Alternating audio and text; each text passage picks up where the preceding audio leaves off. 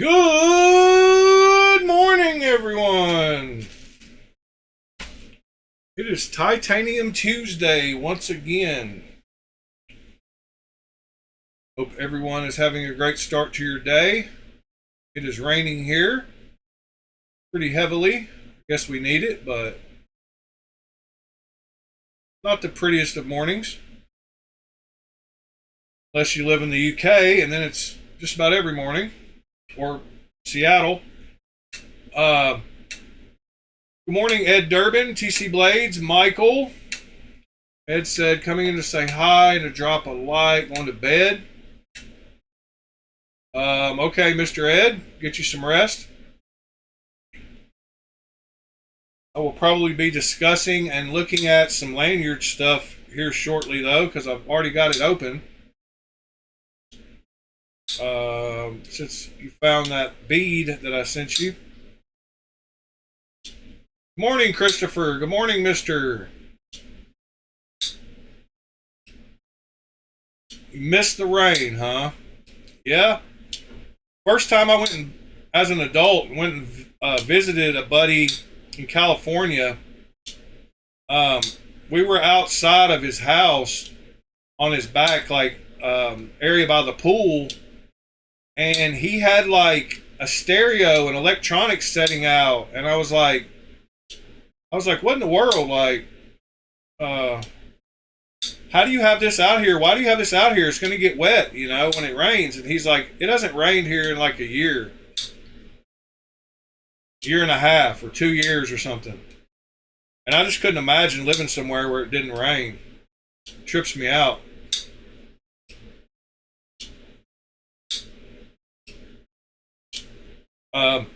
But yeah, I take the rain for granted, but there are plenty of places that don't get much rain.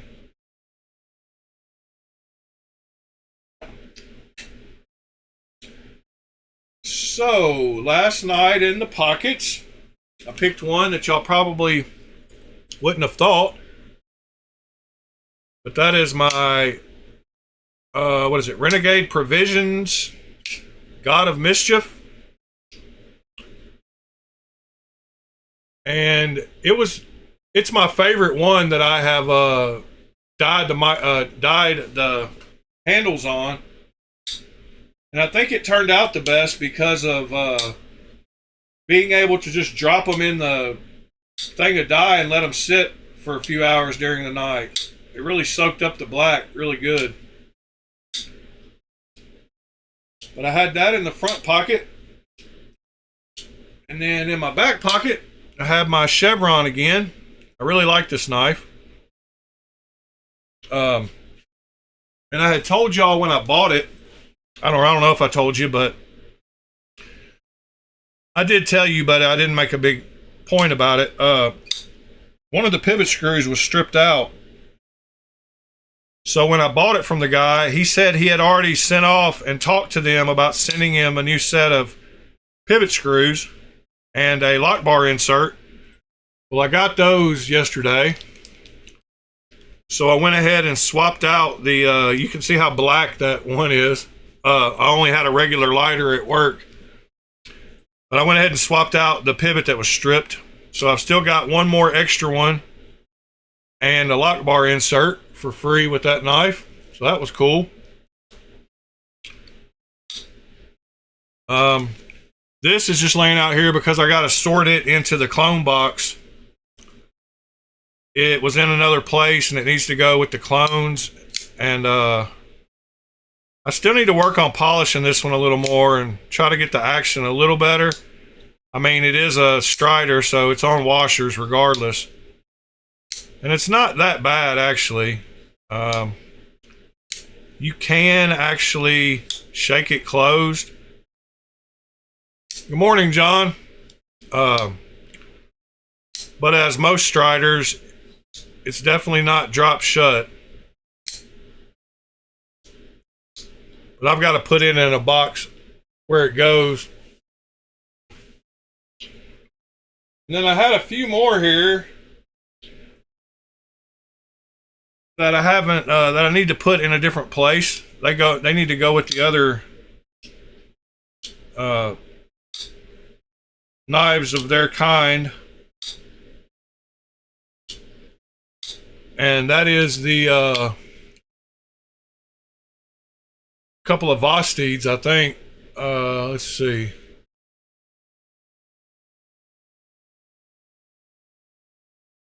Get these out of the way here. All right, so this is one that I need to, the Corgi. Cool little knife.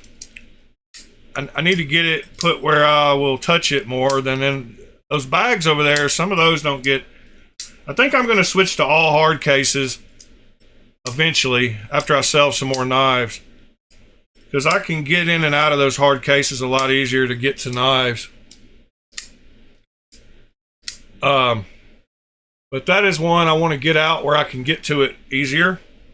And then this is my mini nightshade that I got a long time ago, and I had forgotten that the mini nightshade doesn't have a flipper tab and is a crossbar lock knife, because I bought this nightshade in LMAX and it's a liner lock, so I had forgotten that this one was not a liner lock. But yeah, I'm really loving this one too, now that I got the flipper tab off of it, and that blade shape is very, very slicey. Very good for cutting things. Those are 3 Vostids that need to go with the other Vostids that I just had laying around.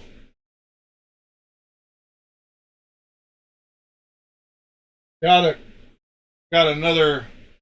I gotta put this concept with the other concepts too. And man, that fuller is something else. I really do want to design my blade around that fuller, or a fuller exactly like that.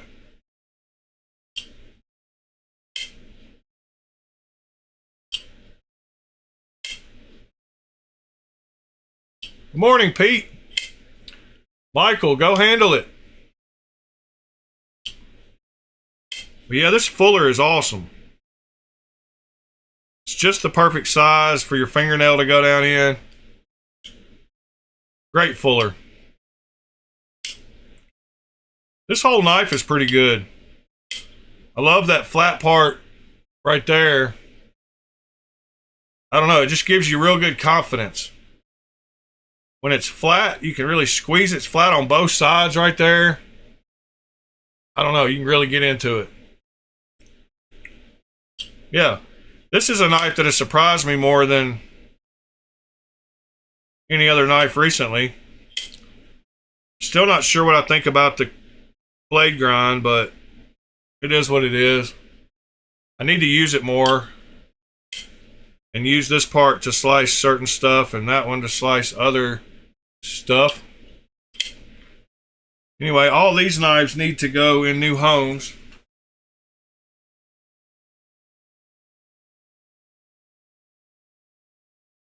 And then Prime Day deals. John, you just got a caliber? Yeah. I've been wanting a caliber. Yeah, the flick does sound weird today. I don't know what's going on with that. It didn't sound like that. It makes like a weird...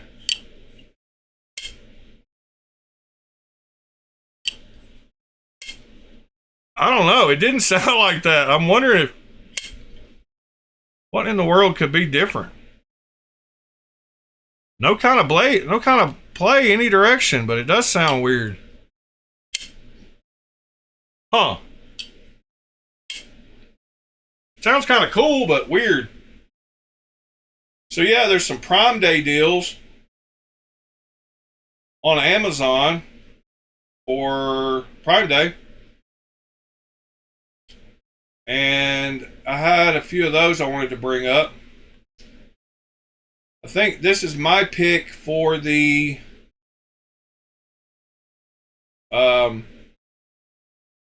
One of the best ones, under $20, but for all you people who don't like D2 blade steel, I've got another pick.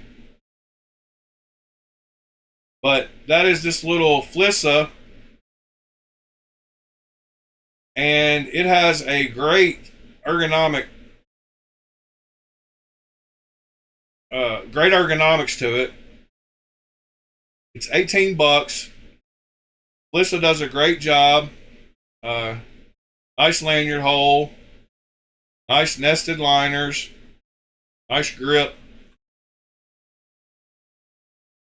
So that was the first one I picked, and then the second one, under $20, is this Land for $19. It's on sale.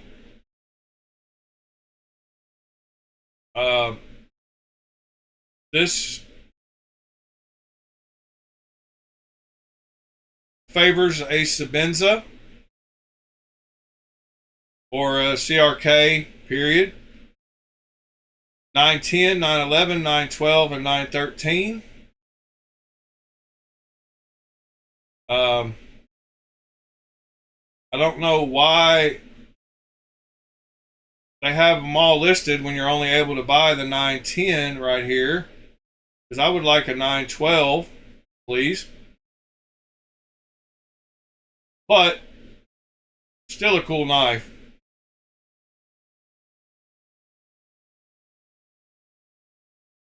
Yes, Pete, I'm actually going to drop them in the chat also.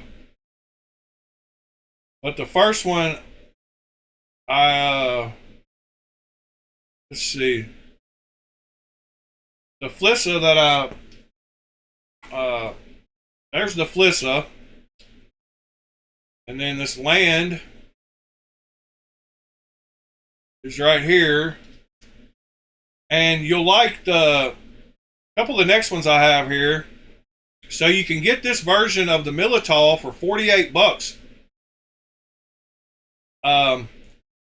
Which is a good price considering all the other versions are 70 bucks.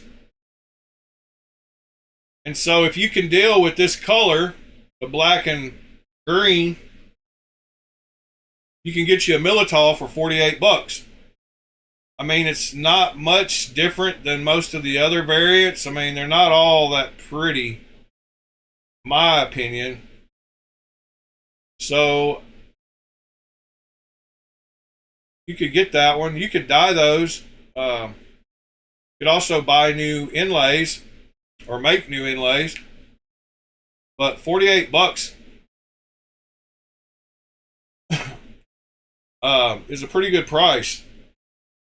And the link to that is right here.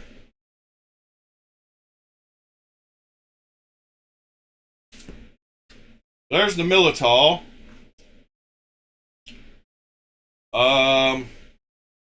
Y'all will be able to tell how long behind the audio. Alright, then this is a really good deal. Hold still. Let me log out. Wow. Didn't know I was logged in. It's no good. It said I purchased it back sometime, and I did. But for 80 bucks, 57% off of list price. They've had it for this price before. But you can get the 2 for 80 bucks and the 3 for 40 bucks. And the 3 I like almost better than the 2 because of its size. Got a 3.5-inch blade. And it's not a big knife, but it is a very comfortable and useful knife. So I'm going to link the 3, but the 2 is on there too. Morning, Robin. Morning, Ron Crow. Y'all don't mind smashing that like button, be awesome. Let's see. Then I had another cold steel, which I just bought another one of these for $30 not long ago. So 18 bucks on this is a great price. I've got, in fact, the spear point is still 24, but the Tonto is 18. I got both of these on my keychain, and they're awesome little things. So the micro recon link is right there. Or the mini recon, sorry. And I wasn't sure if this was a great deal or not, but it seemed like 20% off was pretty good. For this version, and I don't know, you might could use a code on their site and get it for, but it's the link 20CV for $199. That one I wasn't sure about. And we can look at other Prime deals.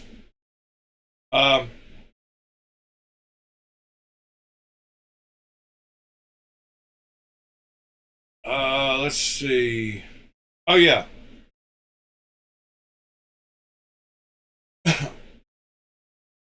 Let's see.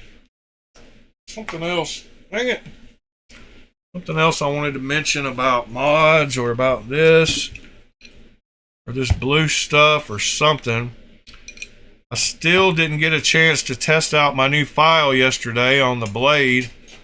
I'm definitely going to get some of that done today and getting preparations for tomorrow, for Thursday, where we can actually get some more stuff done for real on the fixed blade. So I hope to have it down pretty close to being finished with the blade grind by the time we get to the video Thursday. But there was something else I cannot remember. Maybe a drum roll will help me remember.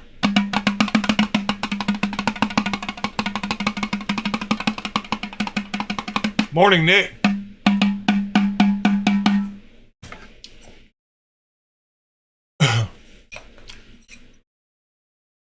Oh, thank you, mister. Yeah, they are getting rounded out nicely, and I want to increase this curve down here. I got to even them up and make sure they're exactly even too. But they're pretty close, pretty good. No thank you, Ed. Maybe. Yeah, maybe, Ed. Let me finish getting some beads. Let me show you the ones that I was thinking about buying. I might splurge and buy a couple of nice titanium ones, Ed, to go along with that one. And for some reason, one of the ones I liked was, hold on. I really liked, it's kind of expensive, but it suits my taste, and I kind of like it. I'm going to try to find it for cheaper, but I like this little UFO shaped one. And so if I go with it, I might want you to anodize it. But I like the little UFO. And I also like this one.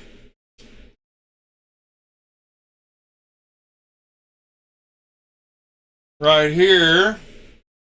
I also like this one. So I'm not sure. I know that one would probably go pretty good with that one. Let me see here. Yeah, so I might, and I like how that one is only colored. It's still got the titanium showing through. So I was thinking about splurging on one of these UFO ones.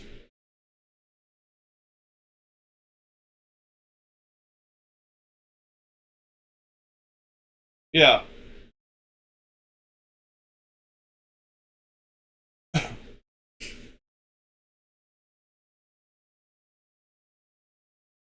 Anyway, so don't anodize it yet, but I'll get back to you within the next day or so telling you which beads I've ordered. I want to try to find some better prices than these, but I think I do want to go with some titanium ones.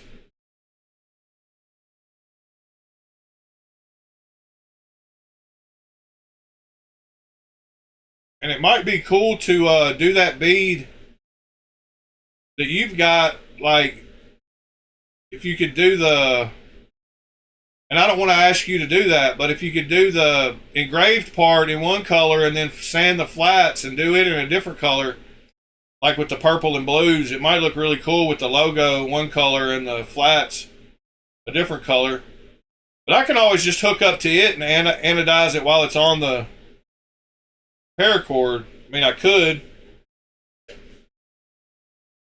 by using like cotton swabs or something.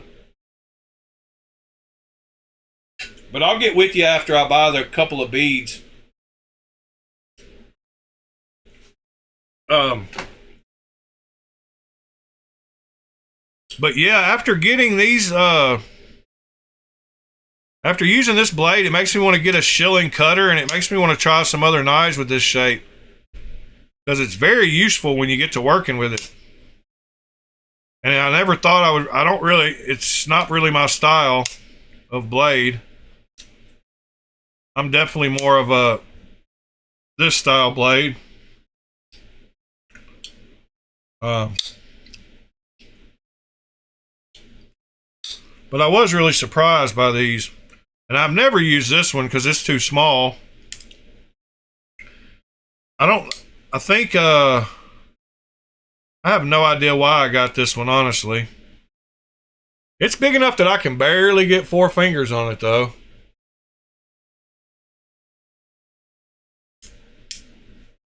This Corgi is a cool knife, too. Like, it's not normally my style either.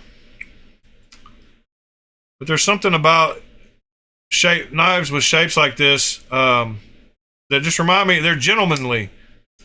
I don't know why it makes me think that way, but it seemed like it'd be a cool knife to take with you if you went and drank whiskey and smoked cigars with the boys.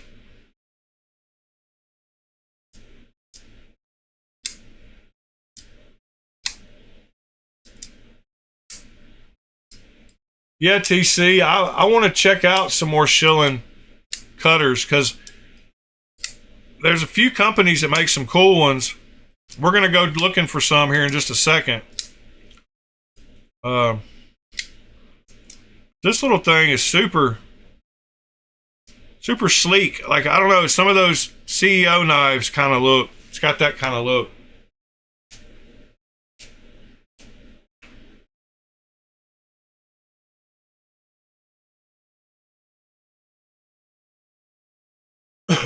All right, Ron. Yeah, we'll have to do that because I've got 3 nice Fentisos. I might have 4, and I love them. They're great.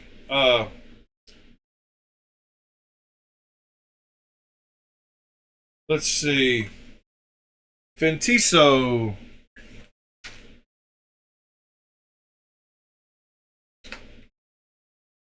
And I've never been to their website. I've always just looked at them on Amazon.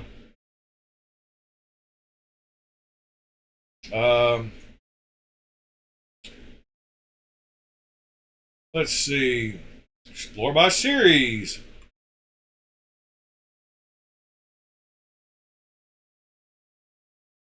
So, I've got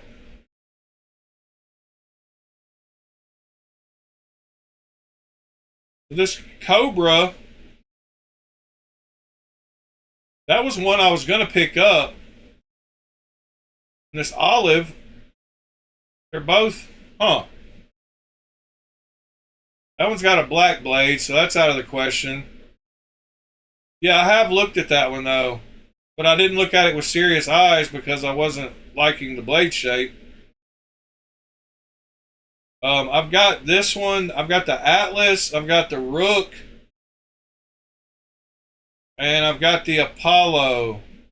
No. Yeah. Wait, no. I think I've got this one. I think I've got the Odyssey, the Atlas, and the Rook.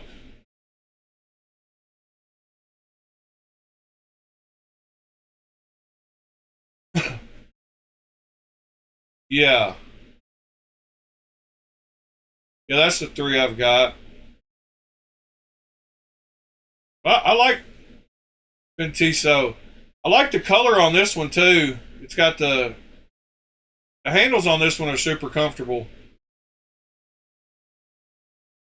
But they do their thing. Like, they're pretty decent. Yeah, I think I need to check out that Cobra.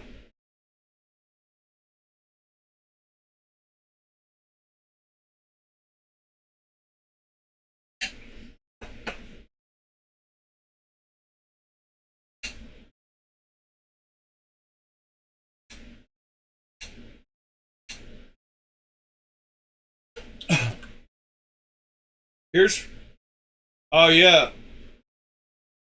that's the same sharpener I suggest everybody gets. Good call, Pete.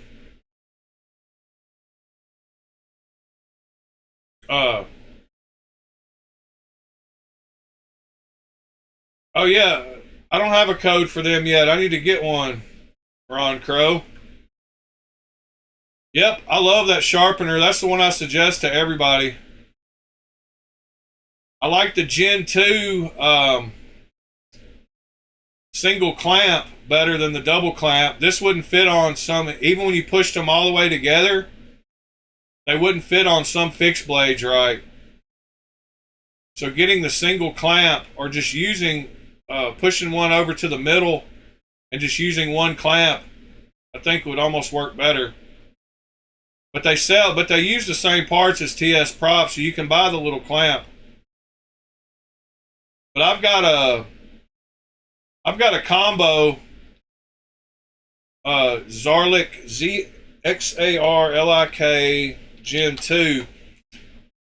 I got the clamp from the Gen 2 on the base of the Gen 3.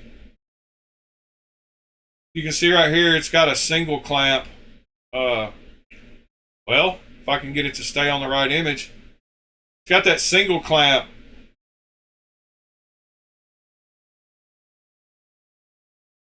So I like the Gen 2. The handle and rod on the G3 is better. So the Gen 3. This rod is way more substantial than the Gen 2. Yeah, that's a great sharpener.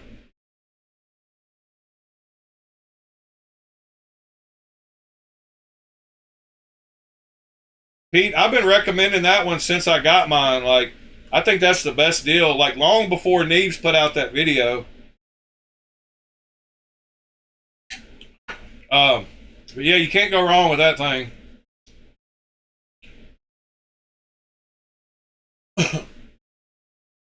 I do like, what do I have all over my shirt? Jeez Louise.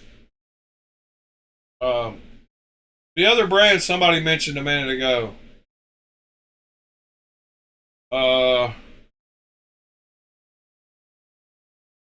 Yeah, Trivisa. They're doing their things as of late too.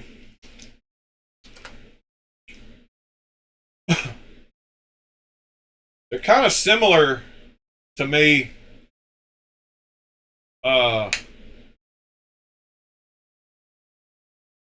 In quality. It looks like they have they have one on their first page that they just came out with not long ago that actually, no, that's not really one. I'm trying to find that. Wonder why they changed the name of the Nightshade to the Shilling Cutter. It looks like they have a Koala Koala. Trivisa does. They have a bunch of different versions of it, including a N690 blade steel. That's pretty sharp. Oh, it wasn't Flissa. I already showed a Flissa Robin this morning. That was my pick for the little under 20 budget knife today. This one right here.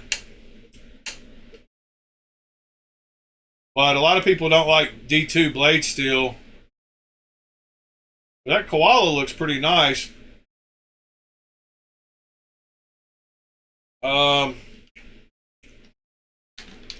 Let's just look up some shilling cutters. So yeah, the knife, I guess it's because of the center, the button, they changed the lock on it. That's why they changed the name on it. I wasn't even thinking. But yeah, I've got to get one of these now too with the banker lock.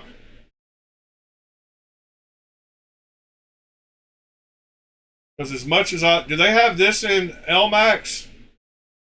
Yeah. They do have it in LMAX. This version right here.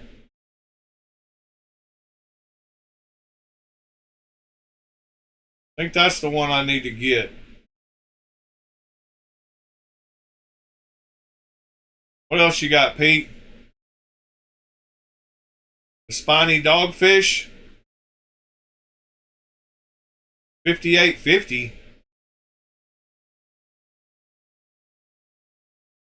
That's an alright deal, I guess. I don't know, $60 for a Civivi JG10. Kind of blade steel. 14C. I'm not sure. I know that's your blade style. What else you got here? Oh yeah, 20% off of that. That's a great. That's OEM by Kaiser. Kaiser crossbar lock. That's a good call too, Pete. That's also your style. Definitely not mine. That thing's little. That's a Dirk Pinkerton, huh?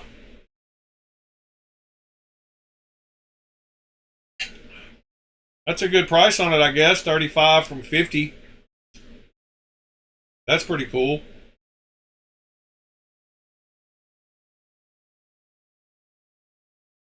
Oh, 44. Okay. It doesn't even show me that it's even available, really. Weird.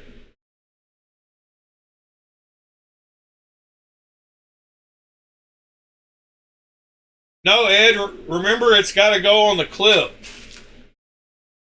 Because you said it lays better on the clip anyway. But I had mentioned that it had a clip, and you said, yeah, it lays better or something about that.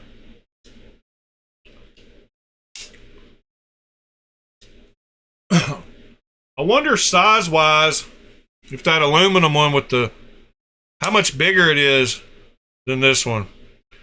Man, I'll tell you what, this knife right here has some of the greatest action. I say that a lot, but this one is super smooth. I don't know. When I got it, I really did think the pivot was just super loose. Like, that's how good it closes. Really impressed. They've probably always been in my top 3 behind as an OEM.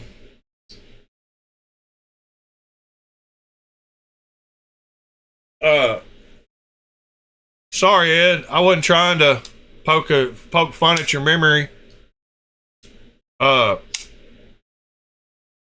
Riot, Bestek, and Vosteed are 3 of my favorite Chinese OEMs. As far as ones that,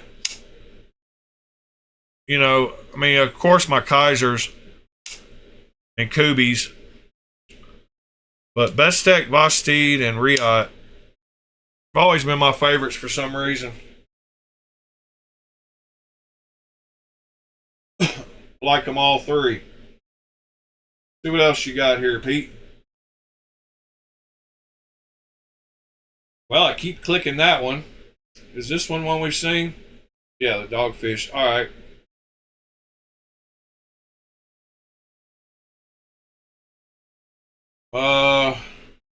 And these last two. Yeah, the Model 6 is cool. Is it see that this one shows the prime deal $44, so I'm wondering why that other one doesn't. You really like your black blades too, huh? Everyone you've linked has been the black blade version.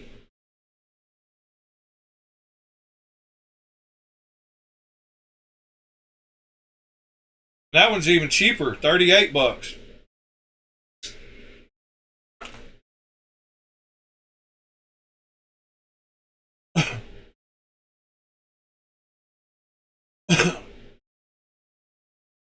And then there's a little CEO knife. Let's see this one, and then this one's $47. The one without the black blade. Yep, Pete really likes his black blades.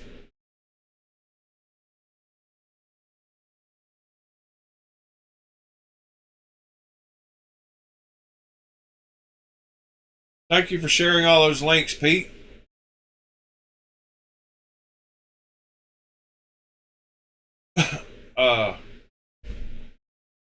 Some interesting ones for sure. Ones that would be the only one that I would look at, and I would look at a different model because of the black blade, and I wouldn't want the piss colored one either. So I would have to go looking for the Rubato 4 and something else. I know they make something else. Maybe that was just a 3.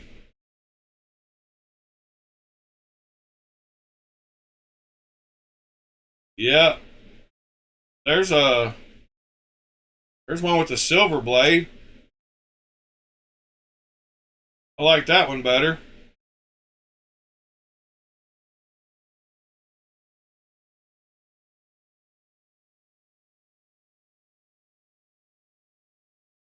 Yeah, I like that one better than the black blade one. It reminds me a lot of a Kaiser, like my Escort and my Drop Bear. Oh, by the way, I did find my Drop Bear 2 Warncliffe right after the stream yesterday. Oh yeah, Sever's not here yet this morning. I wonder what he's doing, but I've got to get his package sent off today. He bought a bunch of bangers from me. Let me give y'all a sneak preview of what I'm putting in his box today. That they're in this little pink bag.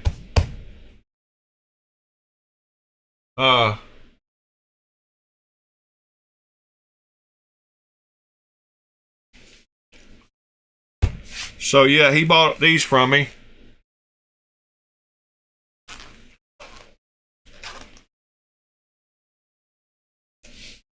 And that is the Wee Knives Fornix. He bought that one. He bought the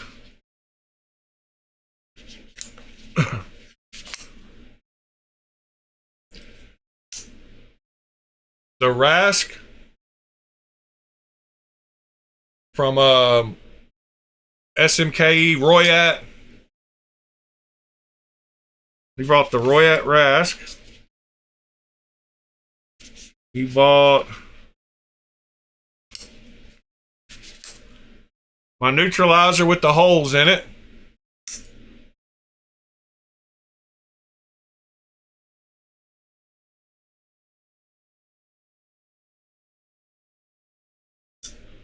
This one has, I mean, they all have great action, but this one is something else. He bought the Cortex XL.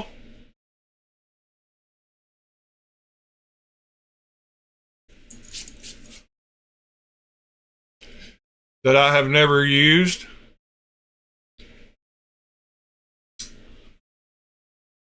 He bought the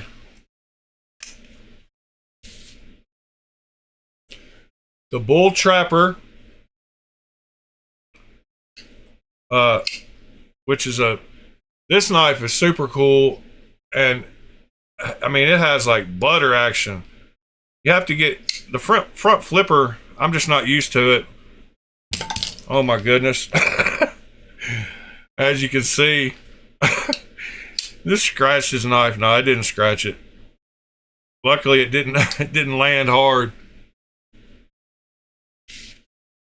I hope it's just you, Michael.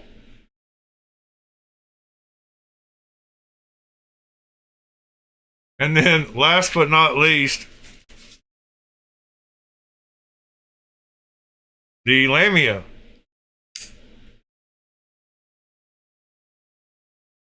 With the silver hardware.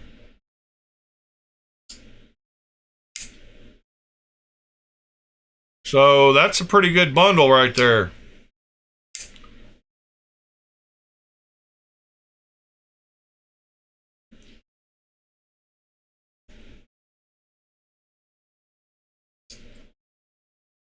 So I gotta box all these up. Luckily these all go in except for this SMKE. Pete. The answer to that is, I think, less than 500 for 6 knives.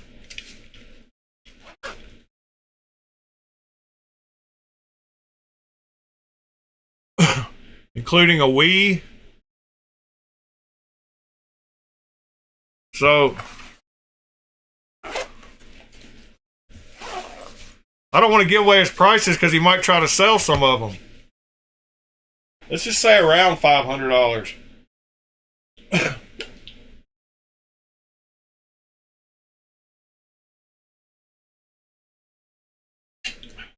Around 80, a little heck of a bundle though. Yeah, it is Nunya, but morning, Waylon. Think your knife's out for delivery today, maybe, Waylon. It made it to West Virginia yesterday, I think. Yeah, it says it's supposed to be delivered today. Your giveaway knife.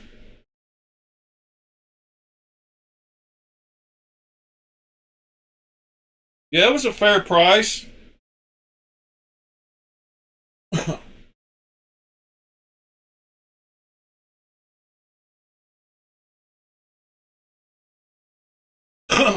Thank you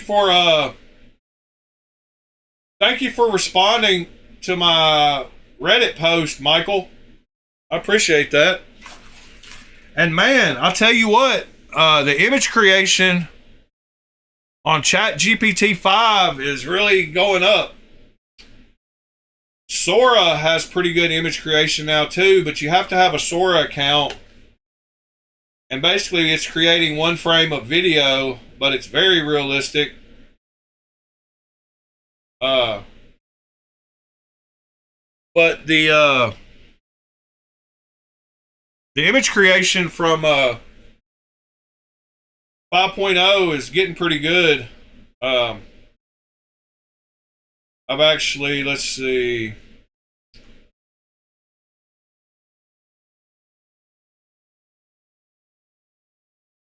It made a cool looking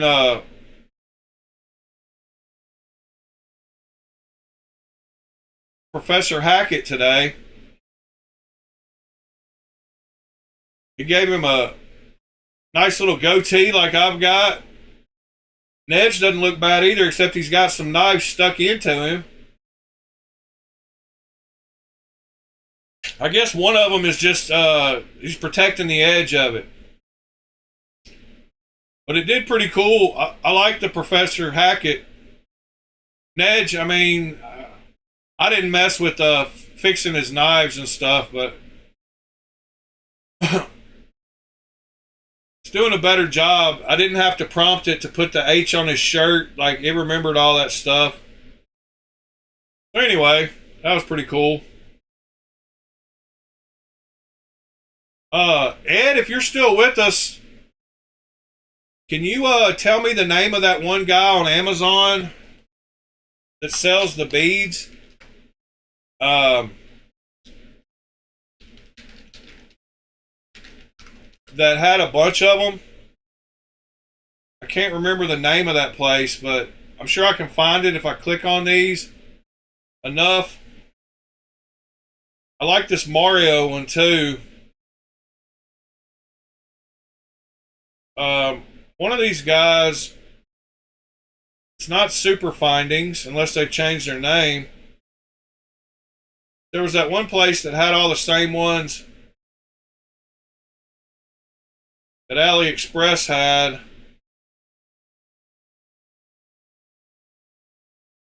Flame Duke. Thank you. Sorry, I wasn't reading the chat. Yeah, Flame Duke. But I want to find something unique. And all these Flame Duke ones are pretty much, lots of people have them, it seems. Maybe he's got some new ones or something that I would like that other people don't. But I wanted darker ones to go with my DLC on my knife.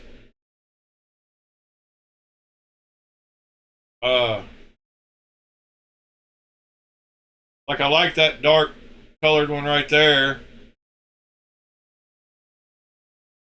And I think one of those you said a skull fits up in. Can't remember which coat it was. Or which skull. Looks like he doesn't have quite as many as I thought he had. Been selling out, I guess. Some of them are unavailable. That's not all of them either. Portrait type. Okay, here we go. I wasn't looking at the right place.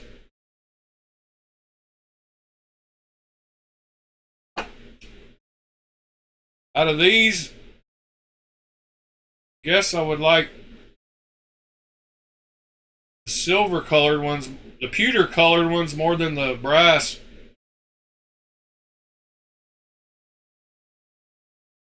I like that one okay. That one's different.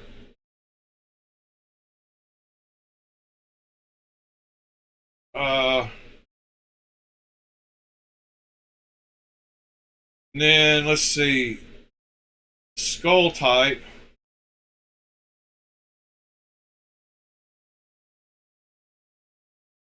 I'll show you another one I like too. It might surprise you that I actually like it.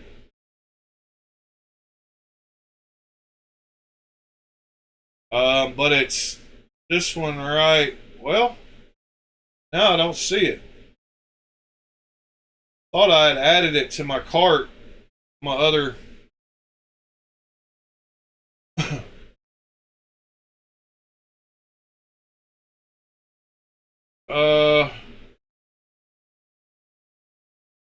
Why do I have this added to my cart? And why have I not bought it yet?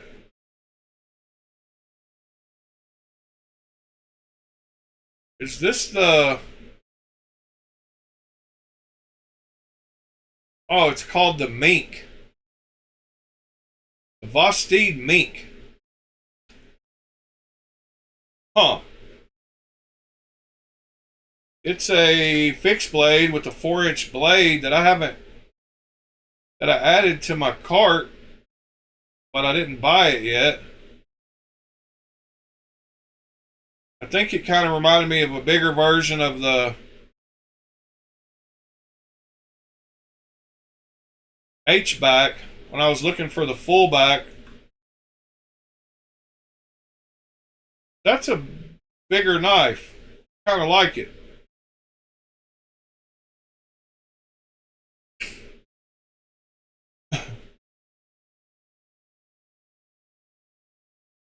Let's see what else I had added to my cart.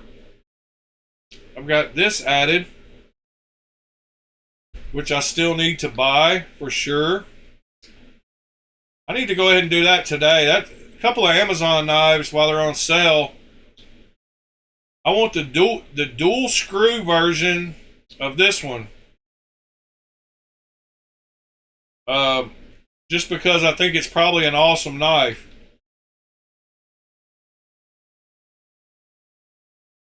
Or blade, should I say. And I bet it's super smooth too. But they evidently make a single screw and a double screw version. And I think I want the double screw. I don't know why I haven't gotten that one yet. And another one I've got in my cart is... I actually deleted my cart the other day.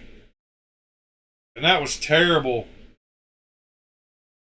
I had a CMB made Blades Predator in my cart for the longest time. Because I wanted to try out the CMB made blades. But it was this one right here.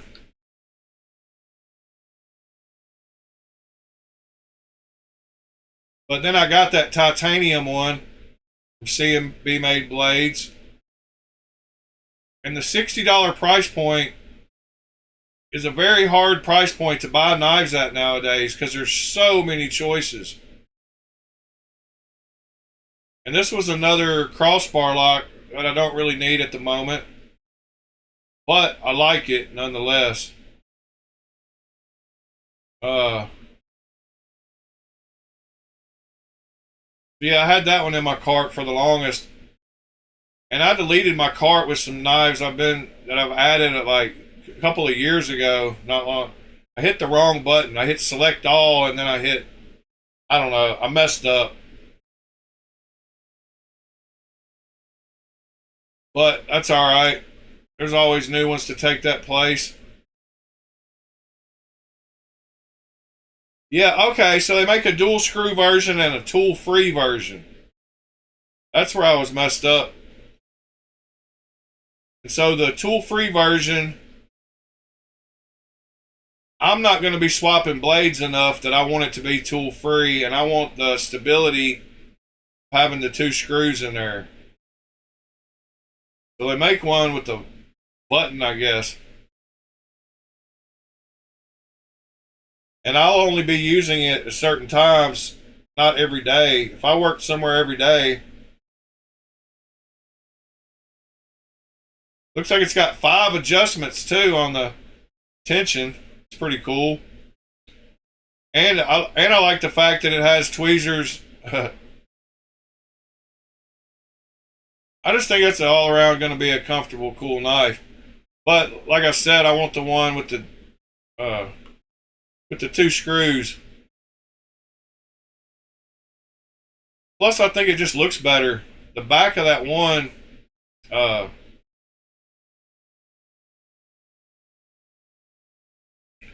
it's got a lot going on. You see all those lines and stuff where the toolless part goes in. I think it looks a lot worse than this one. This one's more smooth and just 2 screws and that's it. I think the lines on that one are cleaner. Morning, Tommy.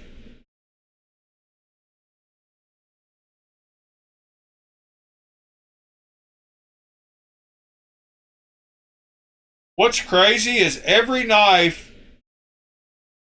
I sold like 60, and I've given away 5 or 6, and I've been able to find the box for every single knife that I've sent off. I am getting rid of these knife cases like left and right, like you wouldn't believe. Like 70 knife cases, knife boxes, sorry. 70 knife boxes takes up a lot of room. And that's more than one trash bag full that I've gotten rid of. So that's cool that I've been able to find boxes for everything. I've even got the SMKE box for this bull trapper that I'm sending to sever. The rest of those all came in those hard plastic. You wouldn't believe how many of those hard plastic clone boxes I've got.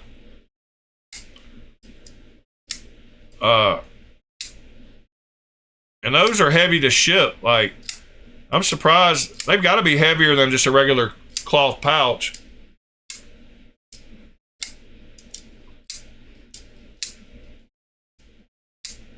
This Corgi's cool though. I wish they made a titanium version of it.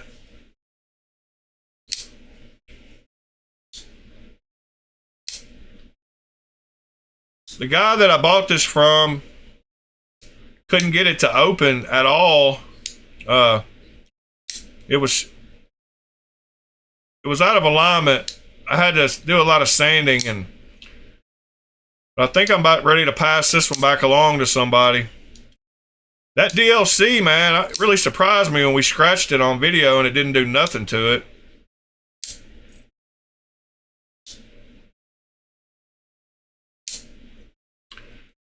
Yeah, John, those plastic cases are pretty good, but the thing I don't like about them is you can't put anything else with them. Like if you've got extra clips or parts for them, I'm always afraid they're going to get scratched because they got to be right next to the knife. And some bigger knives don't fit in them great either. There's something floating around in this knife. Or on this knife. Something magnetic. There's a little piece of something that's... I felt twice now when I was opening it. That's weird. There's like a little piece of a magnet on it somewhere or something. But I like nice cases like sometimes like these where they have places to put other stuff without scratching up. This one's not a good example.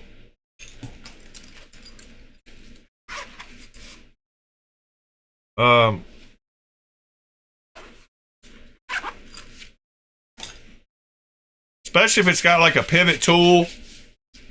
Because you can't usually get those in those hard cases with them without worrying about it.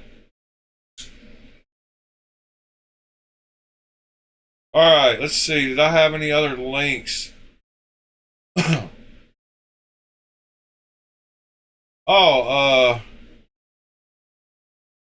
Real quick. So Ed had when I had those knives for sale, Ed had looked at this one and asked me about it. So that's the one he won in the giveaway. It's just a knife. Like, it's a knife. It popped up on eBay back when I was doing a lot of eBay titanium and M390 shopping. I got it and another one. Oh, that one we put the clip on. It didn't come with a clip. Pops up all the time on eBay whenever you type like titanium and M390. So I just go through eBay sometimes and just do a search for titanium and M390. When you do that, that knife comes right up at the top up there. But there's another one that pops up a lot with it that I bought also at the same time. And it's that one that we put a clip on. I know if I keep scrolling, we'll see it here in just Maybe it was TC4 and M390. Yeah, let me try that. TC4 M390 is a good search term. Why is everything loading up slow? We haven't dropped any frames. Why is eBay acting crazy?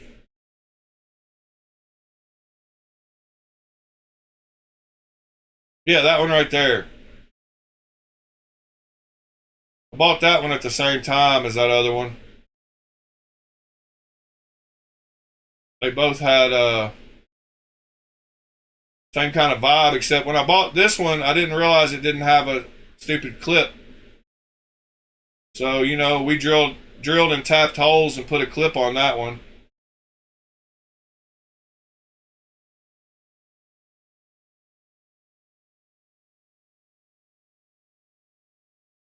You don't like the pattern on that one, John? The negative space?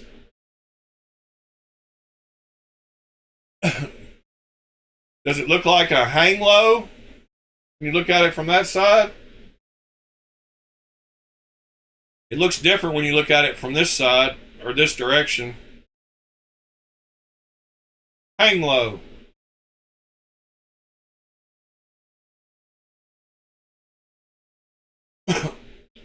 Let's see what else we got. Let's go back over here.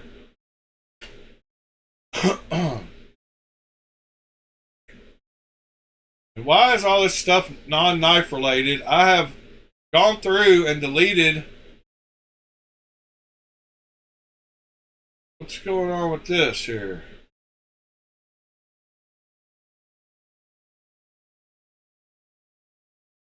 Talon.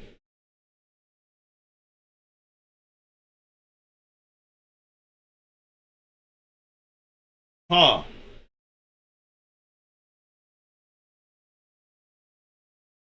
It's got the mark on it. That's pretty nice.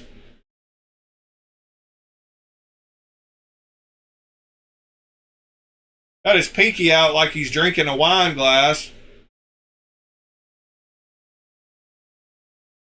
I don't know why sometimes when you hold stuff, your pinky just goes out like that, like naturally. Makes me feel a little light in the loafers every time I catch myself doing it. But for some reason, just when you hold certain stuff. And this picture was classic. The guy called him out and said his Sebenza was fake in the last post. And the cat turd at the top here is very, very, very classic. Classic Reddit users.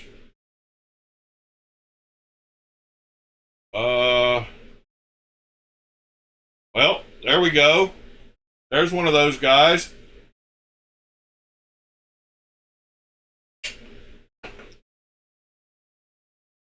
I couldn't imagine. The tie lock on the end there.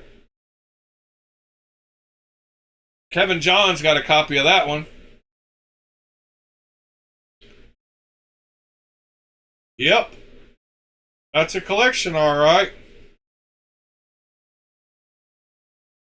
See what else we see today in the knife world. Check out this smock. He's getting lines on his blade, and when he shows the knife, it looks like the liner is bent in, but it's rubbing the liner. And it looks like he needs to bend the liner, because the centering looks okay on it down here at the end. But that's a weird problem to have. Glad mine doesn't have bent liners. I would send that back. He got it from DLT. But I read that one earlier.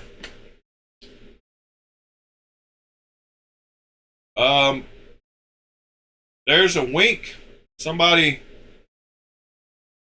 winked a Sebenza copy, and it looks good. Gotta love wink. So that started out as the probably the one with the lightning anno inlay or something. Looks pretty cool for 64 bucks. This guy's turning his Brazen into a stormtrooper knife. He bought 2 sets of scales. I guess he's gonna put one, I don't know, put one color on one side and one on the other. I don't know what he's doing there.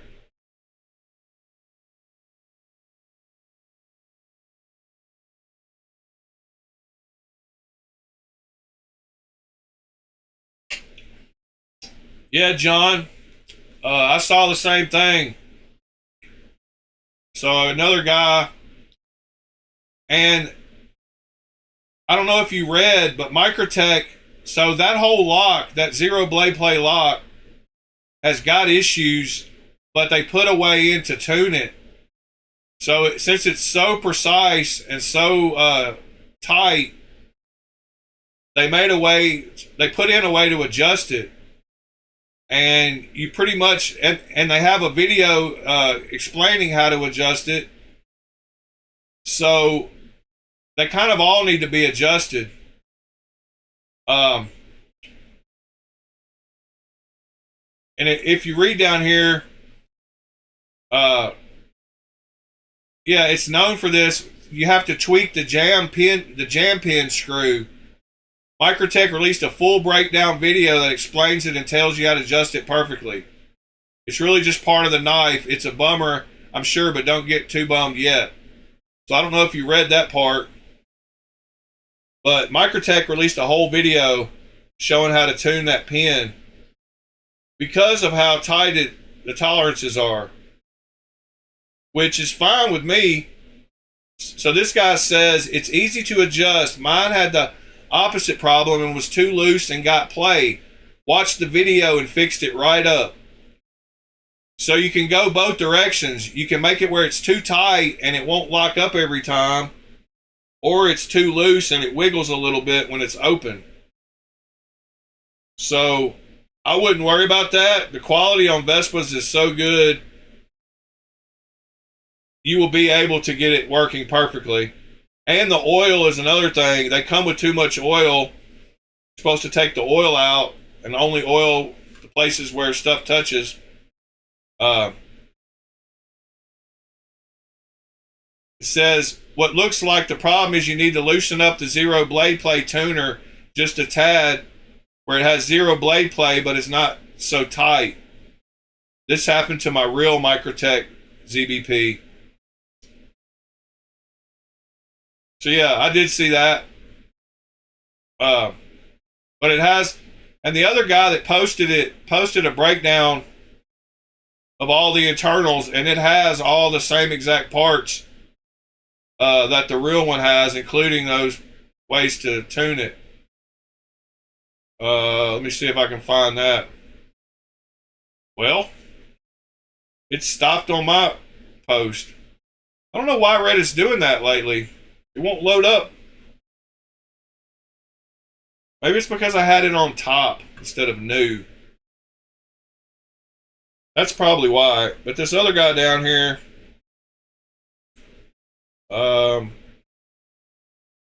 posted a full breakdown, and he tuned his a little and got it working perfect. And that post is got to be getting close now.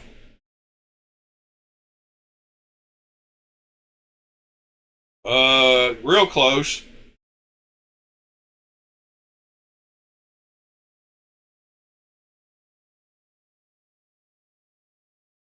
So here it is.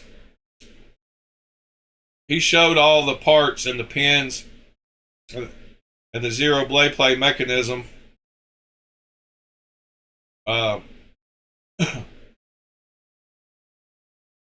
And I don't know why some of these pictures don't let you zoom up, but it does have all the adjustments just like the real deal. I haven't watched that video yet on how to tune it. I would still say yes, John, but let me get mine first. And see, you know, if I can tune it both directions. We'll take it apart on stream and we'll make it where it's got a little play when you got it, and then we'll try to adjust it to where it's super tight and bounces out and doesn't lock up. And then somewhere in between those should be perfect action. But I should get mine. Mine should be here in like 2 days. So if you haven't watched, if you haven't watched that video, I was reading what Tommy just said. If you haven't ordered it yet, wait a couple of days and let me get mine in and see what's up. But I've only heard good things about it, and since it's a part of this knife, regardless, even with the real ones, I wouldn't let that discourage you. But like I said, let me get it. And let's go look at that Microtech. How you tweak it. So Microtech ZBP tuning. Yep. Ultratech ZBP disassembly and tuning. All right, let's see what we got here. Make sure I got the audio on. Unmute it. Welcome back to Microtech Knives. Guys, what we're going to do in today's video, it's going to be a long form video. We're going to cover how to maintenance your knife, and this is going to be on the Ultratech Zero Blade Play, as well as full disassembly and reassembly of the knife should you have an issue with it. So before we get started, let's talk about what you're going to need to be able to service your knife if it doesn't work properly. A T15 and a T20. Can of brake parts cleaner. We also recommend the Remington rim oil, whether it is aerosol or it is the dropper. You can get most of this rim stuff oil is supposed to be the best stuff to use because of how thin it is. Store, you should be able to get this pretty easily. You'll also want a pair of safety glasses as well as some gloves. So if your knife is working properly, of course, no issue. But if you start to have issues, let's say you get some debris or sediment in here, and I'm going to actually do that here in just a moment. We're going to show you how to be able to get your knife up and running without having to send it back to Microtech. If you want to send it back to us, of course, you can always do that. Just go online to our website. You're going to They were getting a ton of people sending them back and had to make this video. Number, and then they'll be able to service it for you. That would be for things like sharpening or having broken parts or springs replaced that you might have lost. So on this knife, this is an Ultratech Zero Blade Play. It works perfectly. There's nothing wrong with this knife.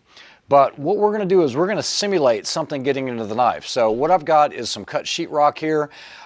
Let's say you were using it for cutting sheetrock and you were to get some of this debris into the knife. It happens. This could be sand. This could be anything. But let's say you get something in the knife and then you try to fire it and it doesn't fire. This is probably the most common problem you're going to run into. We're going to reset it, and on the Zero Blade Play you want to always reset downwards, not outwards, and it's still not working, guys. So you can see it's failing to fire. Guys, one of the things you can do first off is use compressed air and see if that works for you. You can apply it on the back side where the holes are and just spray it in here. If you've got compressed air having not enough power to it, you could use a nozzle like this and basically just try to blow that residual out. I can tell you I put a lot in here, so I don't know if that's going to do it. Probably not, because I'm feeling that resistance in there. But you see, just some compressed air solved the problem. Now, let's say you had more in there. Let's say you got really, really dirty with your knife. We're going to put a lot of this in here. We're going to fill it up. Let's say you dropped it in the sand. And let's say air is not doing the trick. I mean, we're locked up pretty hard. I almost can't even pull this out of here. You can also run it under tap water, flush it out after you've already blown it out with the air. And then after you do that, you're going to want to re-oil it. You can literally use the rim oil, flood the mechanism on the back side, and it should get it up and running. Either way, we're going to try to do that for you here, one cut. So first thing I'm going to do is use air, blow it out, and then gently try to work your blade. And you can see I'm still getting stuck here, so I have a lot of material. So what I'm going to do is I'm going to go over here to the sink. We're going to just wash it out. I'm going to straight over here to the sink. We'll just put some water in it, see if it'll flush some of that out. So coming over here to the sink, we're just He's going to showing all flood the it. different ways to. Now this is water, so I don't really need protective equipment on. And I can feel it freeing up with that debris, it being gone. But remember, we've removed all the lubricant from this knife. There is no oil in here at this moment, other than what was left over. And guys, before you use any type of brake parts cleaner or oil, we always recommend that you do use eye and hand protection. Just go ahead and glove up. I like how he's doing all. I mean, going through all this. This is good. That's okay, because my hands are wet. But we're not going to watch this whole thing, but we are going to watch a little bit of it, more of it. Amount of area. I'm going to fill it up with oil. It's not he's going to blow hurt it out with air. And we're just going to work the knife a few times like this. Shake out any residual. Blow it out with compressed air, because more is not always better when it comes to these knives, okay? So let's go ahead and see if we can reset this. And we're back up to running. So it still feels a little sluggish. I might have to repeat that process a couple of times, but something that simple can get your need to go. All right, now let's take it apart and see that tuning. More than times what material at the time. It won't consider you not spare backstanding paying as a tool. You're going to need gloves when you get back into lubricating the knife itself. Now, as far as tools, you're going to need a set of Torx, T-O-R-X drivers. You're going to need a T30, as well as a T20, as well as a T8. You're probably not going to be able to purchase this. What you need is a small flat blade jeweler's screwdriver. It's going to be a very narrow width as well as a narrow blade. These have been turned down. We make these in the shop. They aren't for sale, but you can use eyeglass type screwdrivers or jeweler screwdrivers to be able to adjust. They bought a Weehaw bit and used the CNC to make a little screwdriver. As well as pretty cool. oil. Now I will tell you the applicator bottle here puts too much oil out. So we actually I've got some white lithium grease, so that's good. That's what I said you're supposed to use in them. Control that oil. The zero blade play system does not like to be over oiled. It's almost run dry, but there are some critical lubrication points that we'll show you in the video that you will need to lubricate upon assembling the knife. Another thing that's extremely helpful front, tire it into something. Go ahead and fire it. Let's get into it. Okay, do not do this up against this. Get the blade out of battery. Like that, we're just gonna go ahead and fire it, and that will put this blade in a neutral type position. Back like that, so that that point sticking out. Can go actually we're going to your, and you get it apart. The entire. And once we do this, the knife will not fall apart because it is still being retained by the actual pocket clip. Now, in order to remove this, you're going to need your T30. It doesn't matter which You're supposed side. to hold down on start on the pocket clip side. One side. But We'll these see. two T30 screws are a different length. This is very important. I'll explain that here in just a minute. But we're going to take our T30. We'll start on the pocket clip side, and we will remove this. We do use Loctite on all of these screws, so you will have to use a decent amount of force to break that Loctite. Once we do that, you're going to remove the pocket clip, and you'll also see that this is a long screw. You guys see that? We're going to compare it to the one on the other side. Just remember, long screw always goes in the pocket clip. Now I'm going to stop there for just a moment to give you guys a pointer or a tip. Let's say the only reason you needed to remove your pocket clip was because your pocket clip was sprung and it didn't have enough tension on your pocket. What you can do is take one of your tools, put it in here, and you can either gently tighten it by pulling down this way, or you could loosen it by pushing up this way. So that's how you can set your tension, whether your pocket clip is too light or too tight for your liking, and depending on what thickness of the pants you wear. All right, so once we do this, now we're going to remove this last T30. When you remove this last T30, you want to make sure that you're keeping downward pressure on the top of the chassis as well as the bottom, because it will come apart and you will have parts flying everywhere. So what we're going to do is take this T30. Yeah, I've already watched this little part of this. This is the short one. This is the non-pocket clip side. I didn't watch any more. So you guys, I'm going to hold it side by side here. You'll see that this screw is shorter than this one, okay? Now at this point, the glass break will actually fall or pull out just like that. okay? So make sure that you don't drop it. Always try to do this over a table or a workspace that you'll be able to find any parts if you do lose them. The next step we want to do before we pull the top cover off is put downward pressure on the button itself. There is a spring underneath here, and if you don't have the finger here, that spring is going to fall off and you will lose it. So if you've got downward pressure on the button, you're just going to gently lift the top cover off. Once you do that, we're going to just place this to the side. And then now we're going to gently release pressure off that button. And you will see the button with the spring underneath. Also notice that you have a gap right here. This is always going to be on the part that goes here at the top. So it always goes in this way. You cannot reinstall this button upside down. Now taking this screw out, or this spring out, you're going to see it's a tiny, tiny spring. I'm going to put it on the table so you can see it, but you can see how easy these bounce around. We're just going to lay those to the side. All right. The next thing is going to be the slider mechanism. Now, if you're disassembling a Hera 2 or a Luminary or a Cipher that doesn't have chassis screws, there are going to be 4 studs here. Never remove those studs. We're not going to design a knife where we have to take studs out to reinstall or install a slider. So in this case, you're just going to lift it straight out. On the Luminary and the other ones, you're going to lift it, rotate it slightly, and you should be able to pull it out that way, but never ever touch those screws if you have a Luminary or any of those other models. Now, while I have this on the table, I want to point out what we're going to call these, or the nomenclature. You have your front leg mount, rear leg mount, and you have dual springs. Now, depending on the year of the knife that you are working on, if it's an older Microtech out the front and rear leg mount are different. In this case, on the Ultratech, these are identical. They can be used interchangeably, and they are hooked underneath this slider mechanism. So what we're going to do is hold the slider, and we're going to pull gently and remove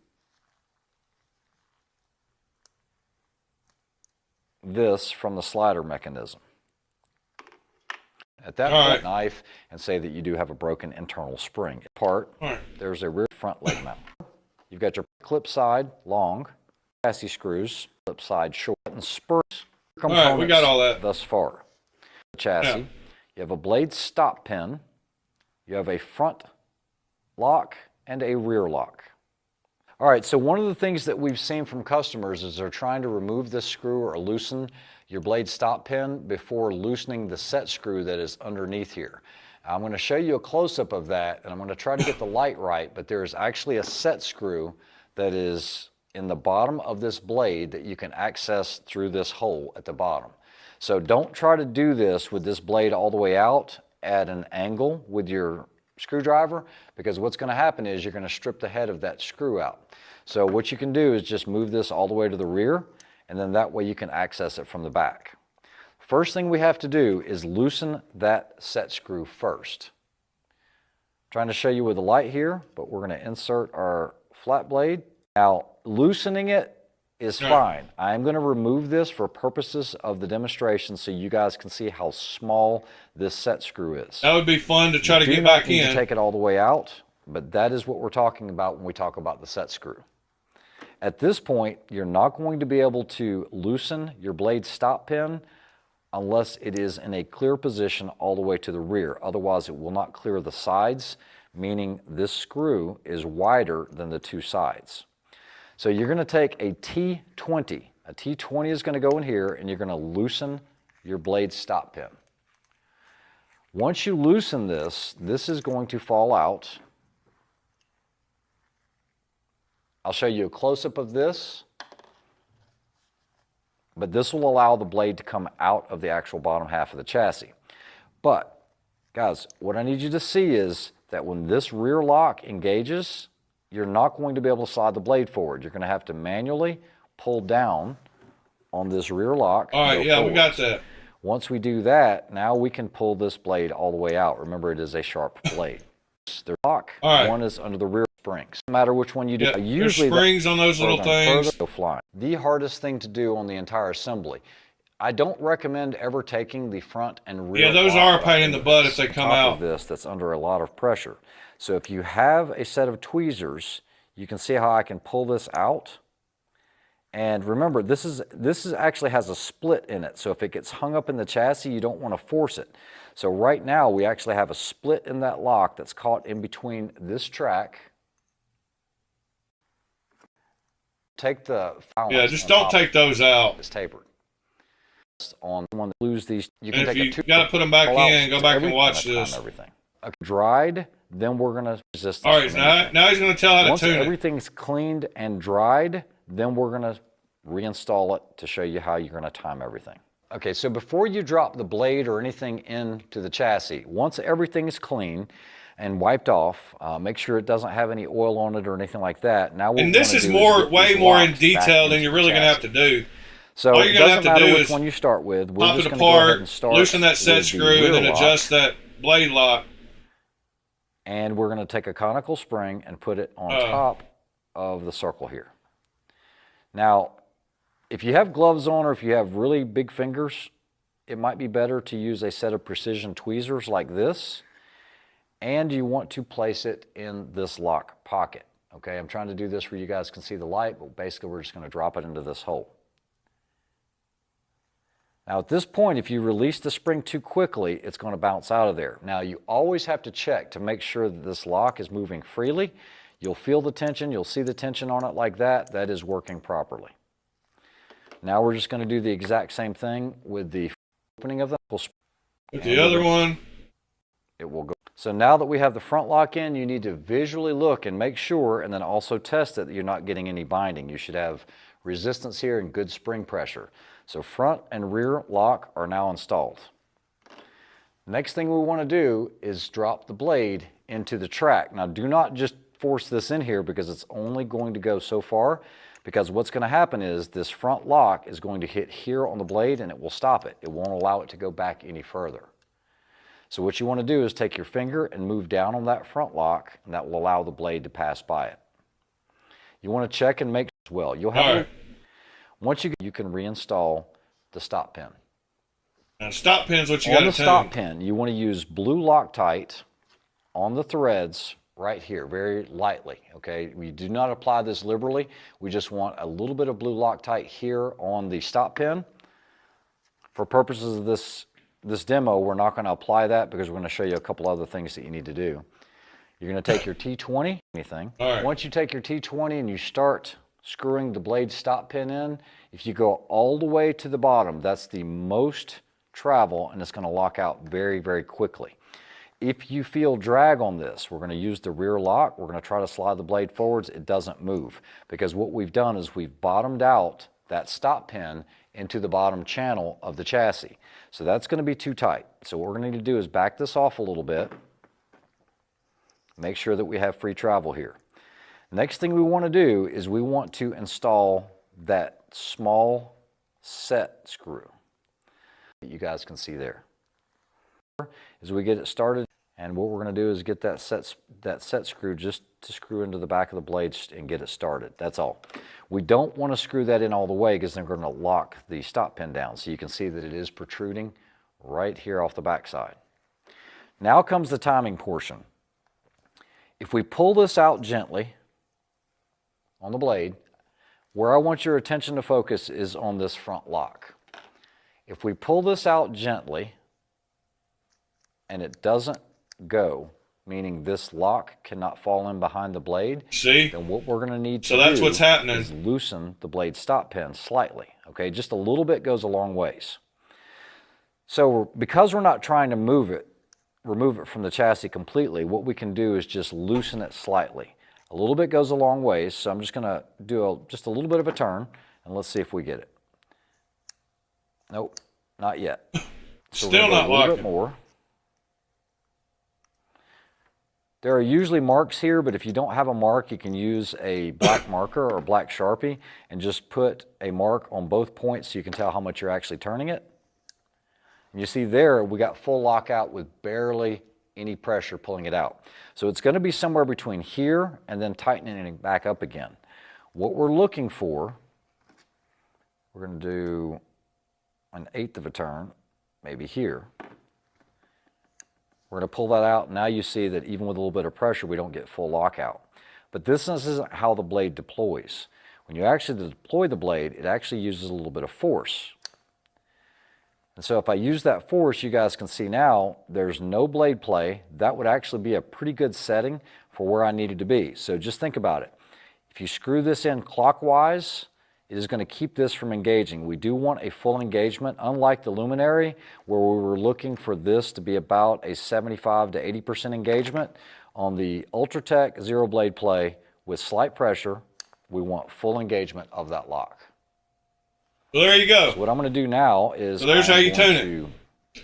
That's why you put a little bit of blue Loctite on it to lock it in place. We also have a little bit of blue Loctite on this set screw. But that set screw will help. I mean, that'll hold it in place. And we want to make sure we hit an index point. Now, what I mean by that is that set screw locates on little small pockets within the screw itself. We want to make sure that we are hitting one of those. So you're going to take your T20, you're going to wiggle it slightly to make sure that we're in one of those pockets. Remember, this is still kind of loose. I'm in a pocket, I can feel it, and then I'm just going to tighten it. Just snug is good. We're going to check it once again. Slight pull, doesn't lock. A little bit of force. We've got about 75% engagement. And then if we simulate how the knife actually fires, we get almost a full engagement on that lock. So that would be timed perfectly. Now, before we start oiling, I need to go over these oil points with you. All right. This knife will not work. You want to put a drop just forwards of the blade on that transition. It is going to be located right here in this area of the knife, okay, on that little chamfer. You want to take a slight drop of oil and put it on the front lock and on the rear lock. That is all the oil that this needs, with the exception of maybe a drop in the opening on each side. That's all it needs, guys, nothing else. All right. Residual oil on this. It doesn't Well, that was cool to watch. Using. I'm sure some of y'all were bored because you're not going to get the knife. But yes, that's the ZBP knife pile.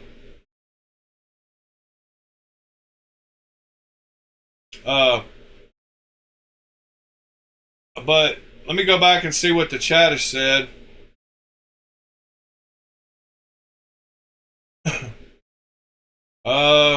Trouble getting one.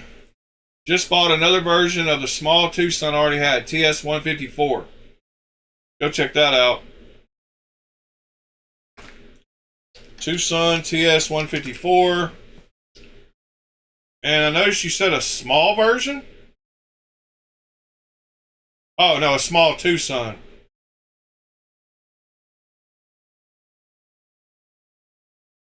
Yep. That's a pretty cool looking one. Is that the same one Ed had?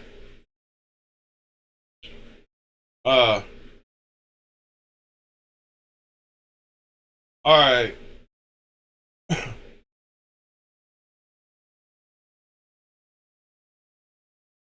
Reek Cleaner is OG.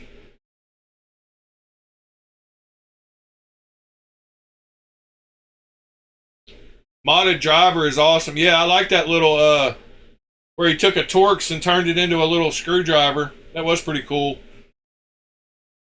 Ultratex, blah, blah, zero blade play. Yeah, Waylon. It is a pretty cool design. Alright. Yeah, it's not a lot. Really, I mean, to break it down really quickly, you just take it apart, clean it completely, pop the cover off, slide the blade all the way back, loosen that set screw, and then start checking that lockup that he did and adjusting that lockup screw. And when you get it to the right place to where when you pull firmly, it locks out, but when you pull it slowly, it doesn't. Then you relock the set screw down and reassemble. I mean, it's not really a lot. That was a long video, but it doesn't like spring apart or anything. You take those 6 screws out, and then you have those 2 back ones. As long as you're holding down, just make sure you're holding the end on the button, so the little spring behind it, and then pull the top cover off, lay the button to the side, slide the blade all the way to the back, loosen that set screw, and then start working with that little internal screw, pulling the blade back and forth. And that's after you've cleaned it, you know. I would say blowing it out with compressed air completely, getting as much of the oil that's in there out as you can, and then maybe just re-adding oil to those 3 or 4 little places he said, and then start pulling on the blade. But when I get one in a couple of days, we'll definitely do it, and I will show all the in-betweens where it won't lock out and when it will lock out. And then we'll reassemble it and see if we got blade play, if I loosen it too much, and blah, blah, blah. We'll really check it out. Yes, Knife Pile. That's why he made that whole video, is because they were getting a bunch of customers wanting to send them back. And he wanted to let the customers know that they could do it themselves and save them a lot of labor costs at Microtech. But they were having enough problems with it. He made that whole detailed video, so I would imagine they were having a bunch sent back. But like I said, it's all about those tolerances and trying to get that lockup solid. And that's what makes that knife, to me, like the whole reason I've never carried an OTF is because of the wiggle. I can't go to start cutting something and feel the blade like flexing back and forth on me. Like, I just can't do it. So this is the first one I'm actually excited about trying that might actually feel like a real folding knife or a real pocket knife where it's solid and the blade doesn't move. But I've got some decent OTFs. Like, my favorite is a High Finder.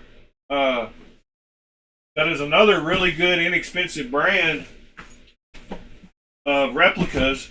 And, let's see, where is mine? I've got a Combat Trudon High Finder that's really nice. And I think it was only like around $60. Like, they're pretty dang good. Let me bust it out and show you real quick. So there's my Combat Trudon. And then these Lightning OTFs are pretty good, inexpensive ones. I sold all my other ones except for these two.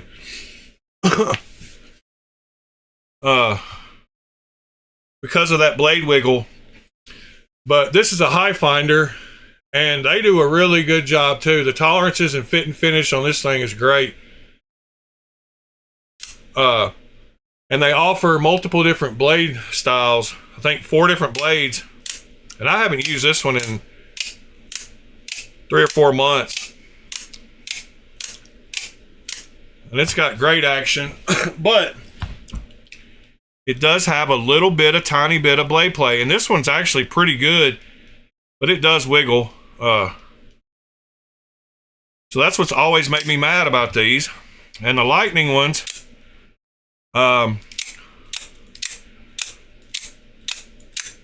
these are really good for $30, and they last a long time.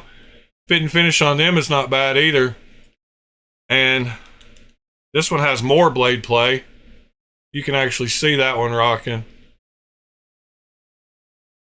But like I said, for the most part, I've just thought of OTFs as being a defensive weapon.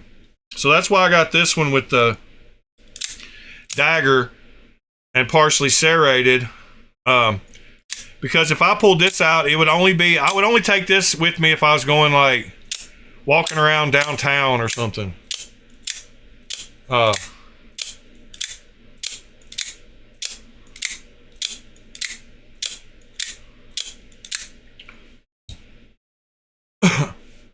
But yeah, these High Finders are great though, and I'm not a big fan of Microtech.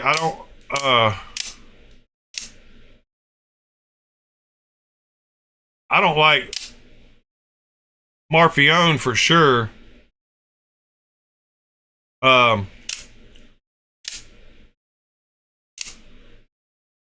Yeah, I'm curious about the lawsuit too. But this high finder is great.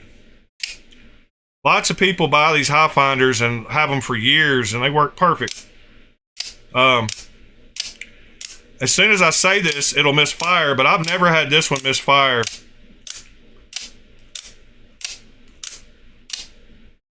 I've tried it all directions, up, down. Yeah, I like the live wire okay. I just haven't ever tried one, and I figured it had a little bit of blade wiggle. But I just can't deal with that. That right there.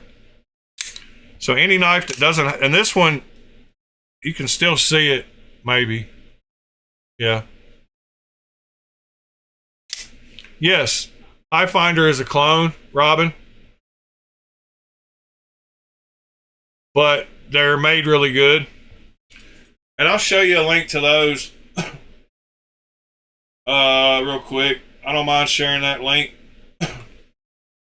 So if you just type in, if you go to AliExpress, you just type in Eye Finder knife, HIFINDER, and knife, they will come up right here. $55.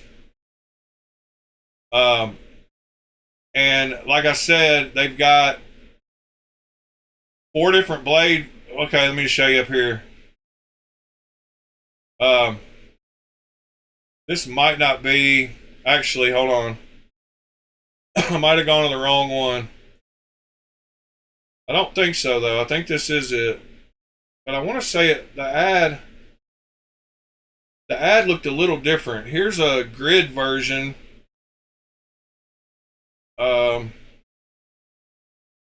Trying to think of the store. Let me see if the store name's on here. Yeah, P-Sun Knives, I believe, is the store with the high finders. There's another store, though. Hold on. Let me keep looking for here for a second.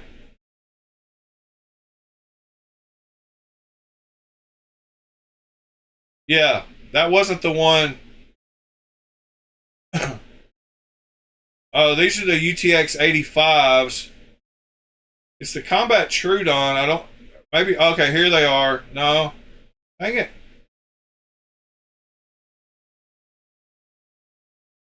I'm not seeing the exact ad that I saw.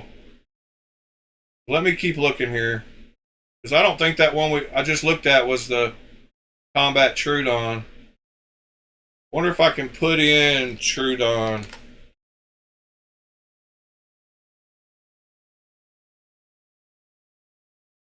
I don't know what this Foo Knife Studios is. Never heard of that. Microtech, new. Let me see if I can figure out. Give me half a second to go over here to my other browser. See if I can find the one I actually bought. Excuse me.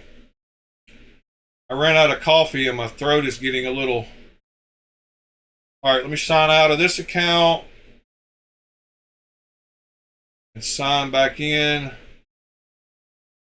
to this other account. In just a second. Then go to my orders.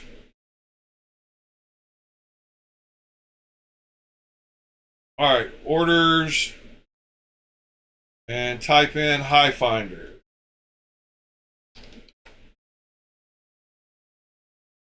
Oh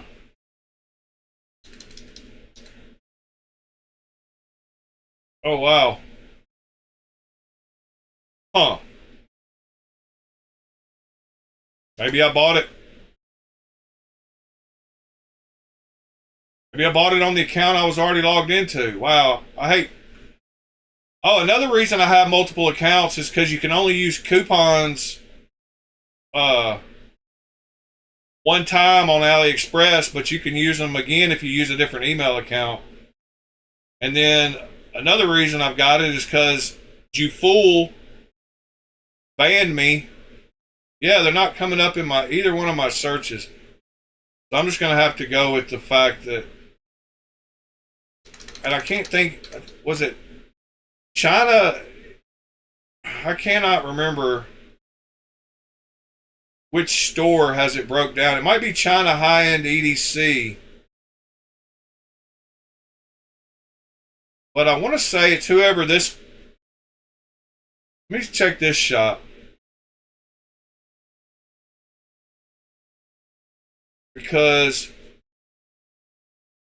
it looked like they have some high finders here. Let me search this store. Oh goodness, love that. My favorite. Anyway, you'll run across them. This is not it, of course. This is a smaller one. Pretty sure that might be, I don't know. Not sure. But high finders are good, inexpensive ones. And I'll find the link. That's the 85. UTX 85.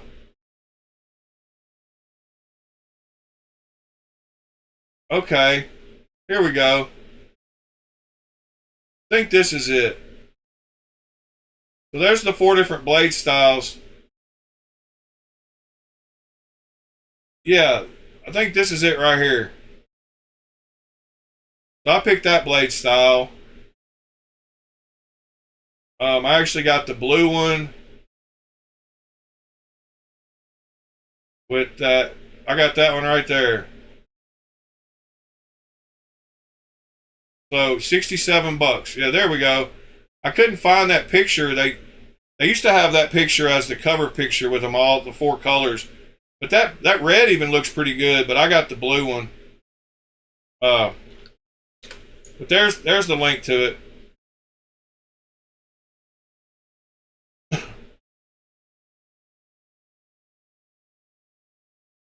Yeah, that's definitely the same one I got.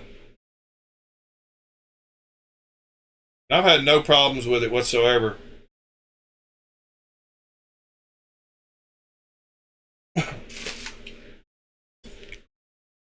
And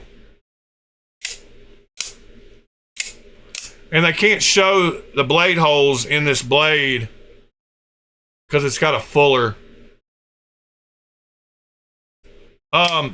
Christopher Hinckley, the reason you full banned me on my very first order is because I didn't know how that China shipping thing worked, where the day you order it, they create a label here in the US at the point where they ship to somebody here in the US, and then that person puts that label on it and lets it continue its trip through the US.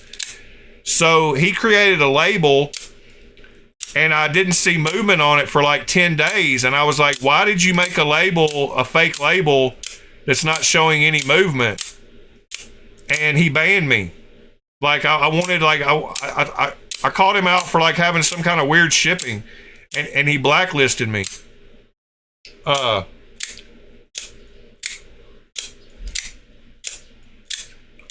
Just because I asked about the shipping thing. Yeah, he's real quick to ban.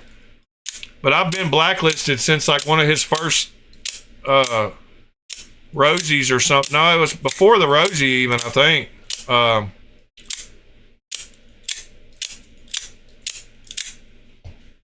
But yeah, he's weird. He's cocky, and you can't do any kind of refunds with him because he wants to keep his 100% perfect rating.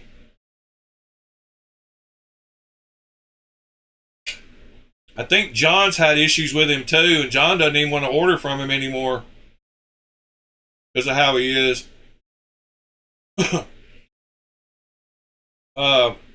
I've always liked Lemipshi better, and I think they both use SRM as their OEM. They just send different files over, CNC files over to SRM. That's why they're different sizes and thicknesses, and then I think they might use a different place for the blades. But as far as the frames, I think they're both using SRM. But that's just been a speculative rumor for a while for San Renmu. But I would much rather deal with Lemifshi. He seemed pretty cool when I did talk to him a couple of times. The NKAIED store is where you can get a hold of him. NK. I don't guess I spelled it right. Unless that store's gone. No, this one. This store right here, if you hit contact now, you'll be talking to Lemifshi. He also, the 668 knife store is also his, I believe, or pretty much his. But this is the store that I did talk to him a couple of times. Of course, I didn't really help him at all.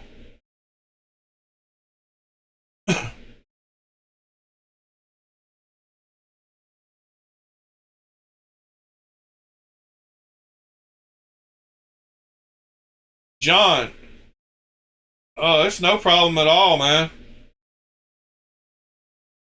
That's what you're here for, is to bring up topics for us to talk about. I needed a reason to get out my Combat Trudon and play with it. And I loved learning about that lock mechanism and how to tune it, because now I have zero fear that I can get it tuned perfectly. And we'll do that on video so that y'all feel more comfortable. This spring is pretty tight. I've heard the spring on those Ultratechs is pretty light.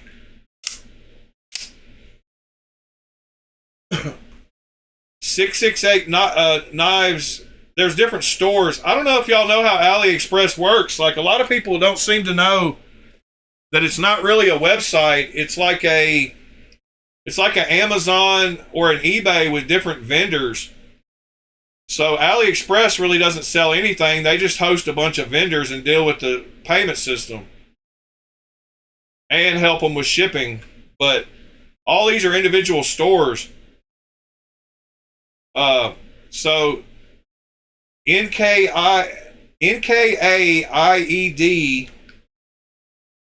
is one of Lemifshi's stores on AliExpress. That name right there, NKAIED. And then 668 Knives is another one. So 668 Knives store, AliExpress, is another one where he puts all his products. And they usually hit, they've been hitting 668 first, but I think the NKAIED one is actually just his. I don't know if this one is just his or him and somebody else helping him. But as you see on this store, all these knives are all Lemifshi. And one more quick thing to remember is if you see a knife on here that Jufool has also the exact same knife, like let's say this LUDT, it's more than likely that OK Knives will also have this exact knife, and they're all three getting the same pick of the same knives from the same factories. So if you can save money by getting it the same knife from OK Knives, this is not an exclusive Lemifshi knife. He did not have this one OEM'd, and he did not design this one. He got the first pick from the factory of the best ones for this version, the same way that Jufool and OK Knives get the top pick. And then the worst ones go down to the other people. So any knife that you see, like this Stellar, like is another, there's certain knives that only Lemifshi has, and those are the ones that he gets OEM'd. So like his Ducks, his little JB Stout, his Rosies, those are the ones he gets OEM'd by somebody. But all these ones that like like this Strider, this LUDT, this EMP EDC clone. All these are the same as the same exact ones that OK Knives and Jufull sell. So just find the cheapest one. Don't worry about them. They're all the same exact knives. And I was going to try to show you, like, on OK Knives, if we look at one of the, I don't know where the Striders are. I forgot which category he put the Striders in. So it's not ZT or Shiro. Maybe it's under the ProTech. Yeah, so right there is that same exact SMF. So this SMF is the same as the one that has Lemifshi's name on it right here. So this is the same exact knife as these two right here from the same factory. So OK charges 58 and he charges 60. Neither one of them charge shipping. I mean, no, you pay tax on AliExpress, and OK, you don't pay tax. So if I was going to buy this knife, I would buy it from OK instead of here, because you don't have to pay tax, and he usually ships faster. But just know that any knife that they all three carry, it's the same knife. So anyway, that's just my once over.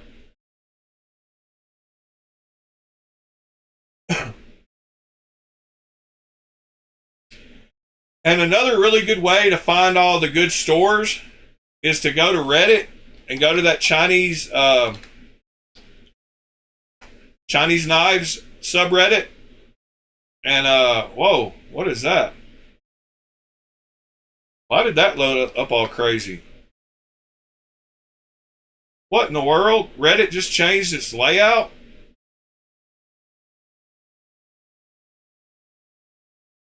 That's pretty wild. Anyway, you go to the Chinese Knives subreddit and type in monthly and probably AliExpress. Actually, if you just type in AliExpress, there's a guy that does posts that has a new for... Let me find the post and then I'll show you what I'm talking about. He hasn't done it in a while, I don't think. And I can't think of the name of the place where he hosts all the... Dang it. It's like a Wix site. Hold on. It's not the same guy that does... It might be the same guy that does these code posts, but it's a different post. All right, what's new? So right here, this guy does a post, and it's on needforsteel.wixsite.com. All right. I think that'll work by itself. Let's just try. Nope. All right, so you got to put in at least, let's see, hold on. All right, here it is. This site right here gives you the links to all the main stores on AliExpress. So right down here at the top of all his posts, so October, right here, this post, 2 days ago, he will have all the newest stuff on AliExpress and all the codes, but up here at the top, he's got all the recommended stores, including all the actual factory stores like Max Ace, Petrified Fish, Concept, Megaron, Kaiser, Katsu, Tucson.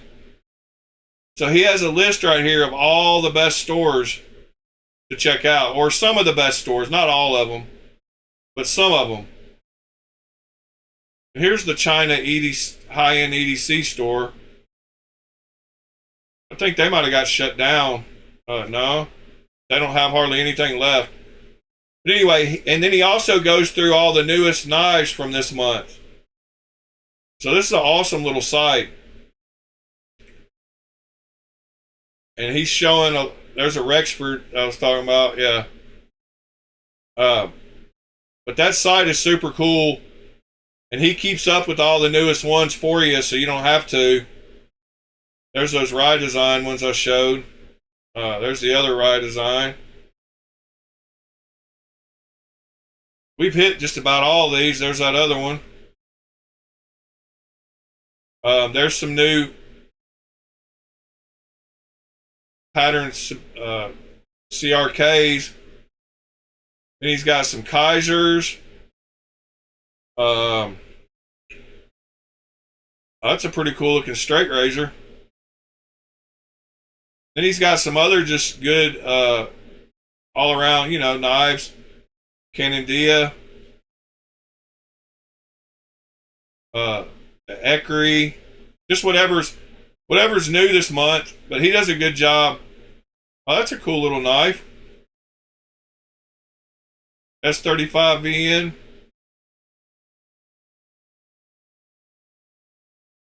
Huh. That's definitely a little one. I even like the clip on it. That's pretty cool. Anyway, that side is super cool.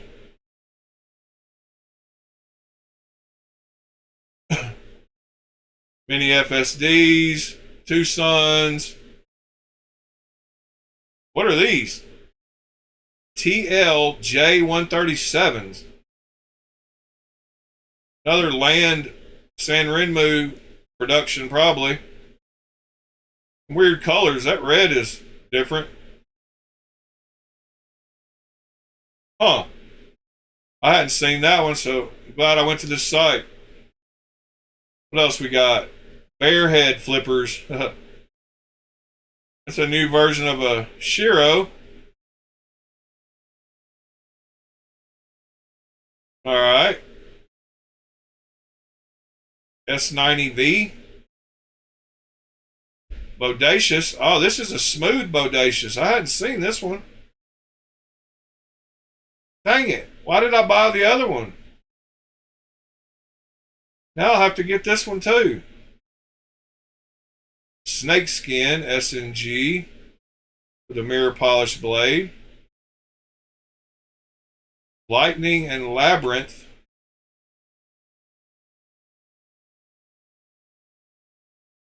All right. Carbon fiber and titanium. Huh. So does that mean the other side is full titanium?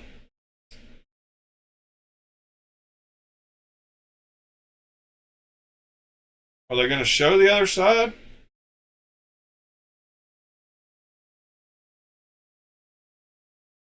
Can we see it from the top view?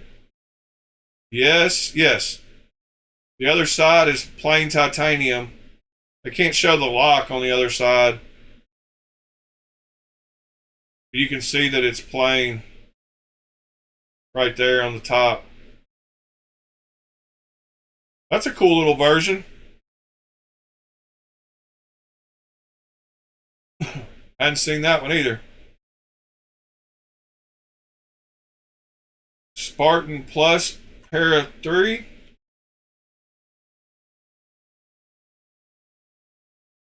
That looks like an Extrema ratio. Oh, it is. It's a Jufull version.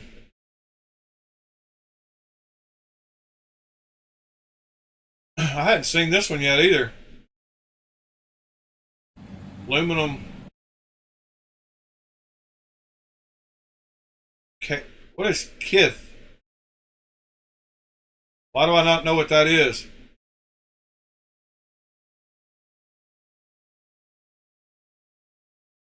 Mini Bedlam. Vortex XL. By My 2.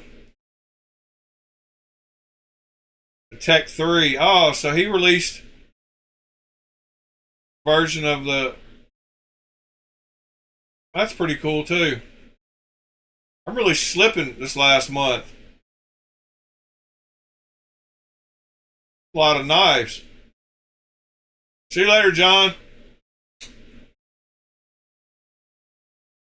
Is that's that one company where they do the crazy expensive DLCs and stuff, right? Christopher? The one that has the Striders with crazy DLC and patterns and $300 and $400 and stuff. I haven't bought anything from them, no. But I think that yeah, what is that KITH, Pete? What is that Kith bug out? I guess I could look it up.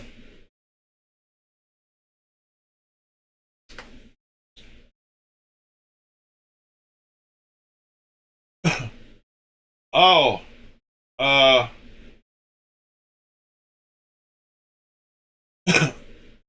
Kith monogrammed aluminum handle. I don't even know what Kith is. Kit for Benchmade bug out, $400. Why do I not know what that is? Why is there a website? Is it just oh, okay. It's a clothing clothing brand. I mean, I figured that's what it was. It looked like a Louis Vuitton kind of pattern deal, but I just didn't know. All right. Well, I didn't know they even made this knife. That's pretty cool, though. Does this have the... Yeah, I like the clip. I like everything about that little thing. We'll go good with my green thorn mouse 3 or whatever it's called.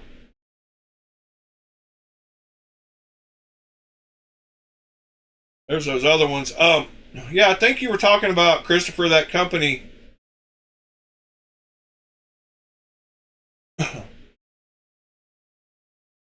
Y'all hadn't smashed that like button, please do so. Yeah, so M390 DLC knife. This is that brand. Yeah, this is that one you were just talking about. Now, I haven't bought any of their knives. They look pretty wild and they're pretty expensive. But I've been wanting to check out their DLC. Like, and I've been wanting to check that one out. I should have already bought one of those. But like I said, I've been slacking. Where's that store? Let me close down a few things here.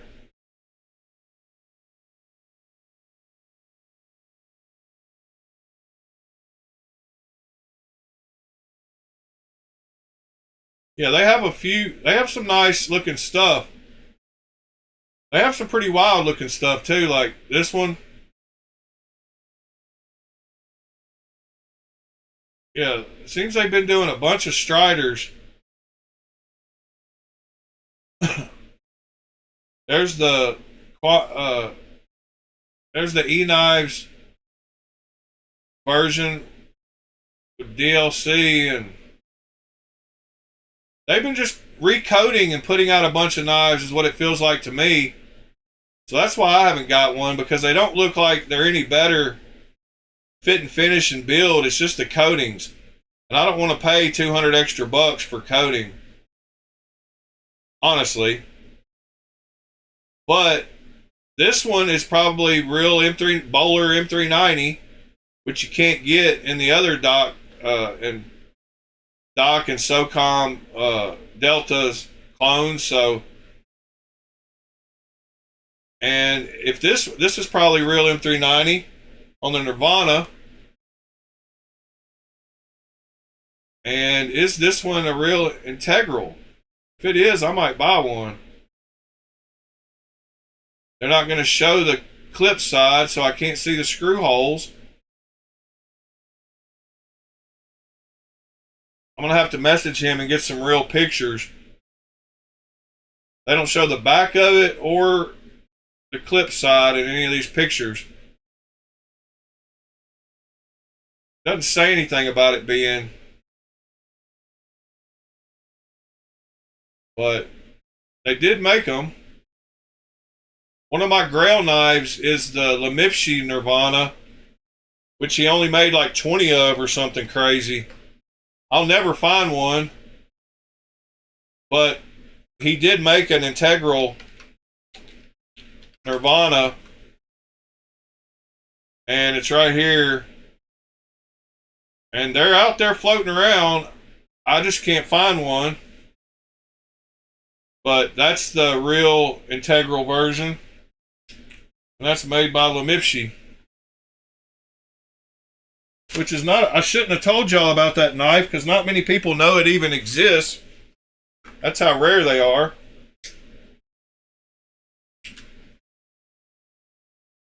It's even got the compound ground blade. That's why it's so rare. That blade style especially. Like, that's a sweet knife.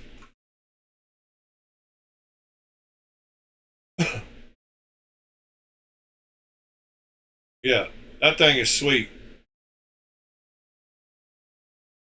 I want one of those.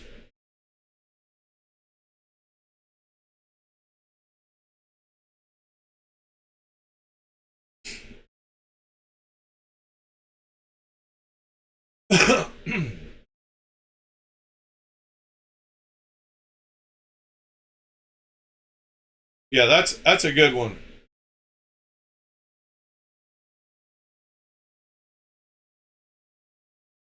I got in right at the wrong time, like about 6 months to a year too late, or I could have grabbed a bunch of those cool ones before they all went out of business.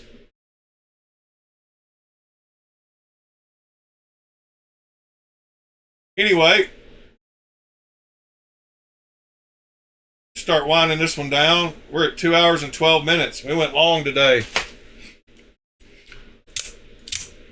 Hope y'all have a great Tuesday. Tomorrow's my day off. We're going to be working on the fixed blade again on Thursday. And like I said, I hope to have the blade grind almost done so we can reassemble this and get the, at least look at it with the blade grind and lanyard and all that in it. Yeah, I'm excited to get back to work on it tomorrow, my day off. And supposed to have some things delivered. Pete, appreciate you, buddy. Christopher, Tommy, Aaron, TC, thank you, sir. Michael, Robin, John, of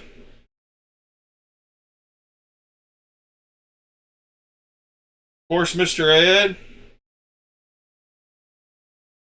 Knife Pile, thanks for joining us today, sir. Michael, Mr. Waylon, thank you, sir. I don't know if I said, yeah, I said Tommy and everybody.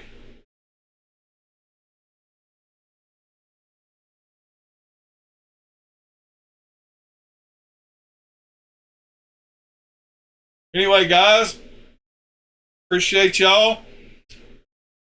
We will do it again tomorrow. If y'all got anything you want to talk about, just yell it out. I hope there wasn't any ads on today's video. There shouldn't have been. And otherwise, I will see y'all tomorrow. Peace.